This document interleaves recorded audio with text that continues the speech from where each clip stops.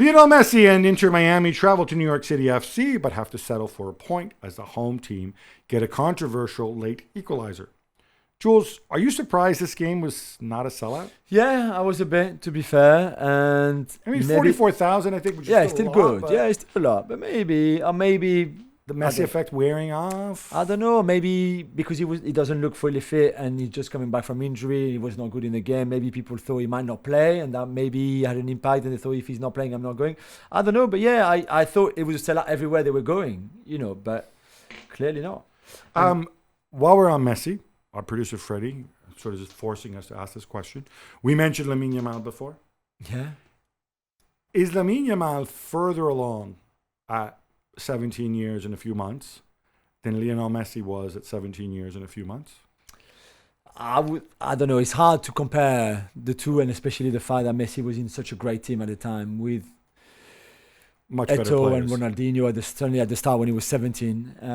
That he probably didn't have to carry a Barca team like Lamine Yamal is doing right now. So it was a different approach probably. Messi was good enough maybe to have done it, but we never saw it because he didn't need to have done it. I just find Lamine Yamal's level ridiculous. Certainly with Argentina, Messi never did at 17 what Lamine Yamal did in the Euros at 17. 2, for example. But even Michel said it after the Girona game. He said, I never thought I would say something like that one day, but I'm going to say it. I think Lamine Yamal can be as good as Messi has been. So I guess time will tell. I'm just excited to see what the next 15 years bring. For sure. And sticking with Miami and Messi, Jorge Mas says that the club revenue has nearly quadrupled to nearly $200 million. How big a deal is this, Gab? It's a lot of money. I think it's obvious it's Messi related because their TV contract, apparently the TV revenue component is only $8 million. Right. So where does the other money come from? I don't know, because they don't publish accounts like European clubs do. So it's kind of a mystery. We kind of have to assume that Jorge Mas is telling the truth because there's no real accountability there, at least certainly not to the level that you have with European clubs. Obviously, Messi's a big part of it. What you want to know is, okay, this revenue that you're making, the sponsorship that's coming in because of Messi, does it then go straight back out to Lionel Messi? Yeah. And how much of this becomes sustainable going forward? Obviously, they also have really high ticket prices. I think the highest ticket prices in the world. However, again, you're playing in a tiny stadium. Maybe that'll change with a bigger stadium. I don't know. So there's a lot that goes into it. It's a nice headline figure. Obviously, had a tremendous impact. What it says for the game and the team in Miami longer term, I think that's all to be determined. Nasty story from the championship as Preston's Miuchin Osmaik is accused of biting Blackburn's Owen Beck, who you may remember from Liverpool. I think he's still on their books. He's on loan. Yeah, he's on loan. Jules, I'll let you make the Luis Suarez joke here. I mean, Osmajic clearly channeling his Luis Suarez, and he looks so obvious. And the referee is so close because they're like a get-together, and because Beck kicked one of Preston's players, and then he got sent off.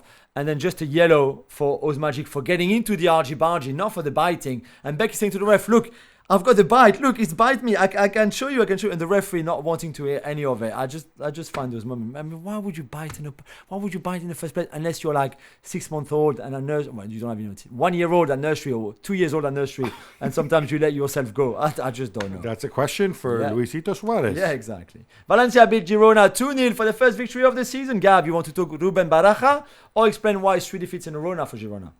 I want to talk Ruben Baraja, although the Girona story shows how difficult it is to repeat. And obviously the Champions League took a lot out of all stuff. But I think what's happened to Valencia over the last 5 years, 10 years since that Peter Lim came in is pretty awful. I think the fans deserve so much better. It's surreal. This is still, it's a story that's just so messed up. Yeah. One of the great teams in European football still have that stupid half-built stadium. Yeah. Hey, Peter, Mr. Remizia, why don't you finish the stadium? Or why don't you, better yet, why don't you get out? Right? Which he's refusing to do because he's hard-headed. It's awful what that family's done to Valencia. I'm glad the players get a little bit of respite. It's their first win of the season, as I said. I think they're in serious danger of going down because all that happens every summer is they just gut the team. Mamardashvili's still there, but he'll be gone, obviously, because he's a Liverpool player. Yeah. And it's sad. And this should be, by fan base, the fourth or fifth biggest team in Spain. And to be treated like this, to have such an awful awful cartoon villain of an owner is just terrible. First, they were gutted by his agent friends. Now he doesn't care anymore. Now he's just running it into the ground. Manuel Lanzini scores the only goal as River Plate beat Boca Juniors 1-0 in the Super Classico at La Bombonera. Jules, this was intense. Yeah, it was. As you would expect. To be fair, I had completely missed out that Lanzini played for River Plate now. And I found out watching the highlights of this game.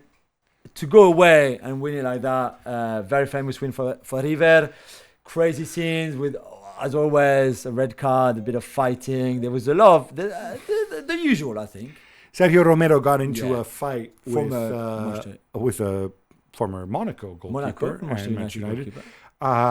He got into a fight with a Boca fan after the game. But again, he went out, he apologized. And he said something that I wish more footballers would heed. He said, I apologize. I lost my cool. I don't know what happened. He's paid his ticket. He has every right to say what he wants. Yeah. Yeah, you do. People don't seem to understand this free speech thing. I'm not saying it doesn't have consequences. If you say horrendous things, you're a bad person and it's wrong for you to say them. But you can't answer with violence. And well done, Sergio Romero, for owning up to that afterwards. Leipzig are held to a 0-0 draw away at St. Pauli. Gab, not just a bad result, a bad performance too. A terrible performance. And in fact, you're now like putting everything back in context, the sort of Marco Rosa thing. You know, their game in midweek as well.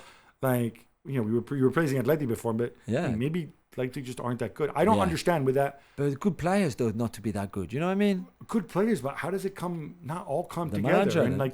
And defensively as well. Yeah. I know Simakan's gone, but come on, you've got other people. It's Simakan. It's not. With all due respect, it's not Beckenbauer, right?